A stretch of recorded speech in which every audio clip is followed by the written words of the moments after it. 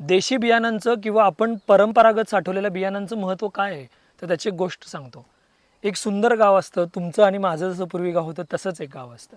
त्या गावामध्ये आजी-आजोबा सगळे शेतकरी पूर्वीपासून साठवलेलं बियाणं वापरत असतात. एक बहुराष्ट्रीय कंपनी त्या गावात येते आणि सगळ्यांना मोफत बियाणं द्यायला सुरुवात करते. शेतकरी खुश होतात, घरचं बियाणं लावायचं विसरून जातात. 1 वर्ष जातं, 2 वर्ष जातं, तिसऱ्या वर्षी देखील ती कंपनी शेतकऱ्यांना मोफत बियाणं देते. हळू-हळू असं लक्षात येतं, की त्या घरचं सगळं बियाणं संपून गेलेलं आहे, शेतकऱ्यांचं बियाणं नष्ट झालेलं आहे आणि त्या वर्षीपासून ती कंपनी शेतकऱ्यांना सगळं बियाणं विकत द्यायला लागते. आणि ही गोष्ट फक्त गोष्ट नसून हकीकत आहे आणि हे प्रत्येक गावासोबत झालेलं आहे. आपण सगळे बहुराष्ट्रीय कंपन्यांना भुलून आपली बियाणं नष्ट केली आणि आता आपण सगळी त्यांची बियाणं वापरतोय. आपली जुनी बियाणं नष्ट करून नवीन बियाणं घेऊन आपण आपल्या तब्येतीची आणि शेतीची पूर्ण वाट लावलेली आहे.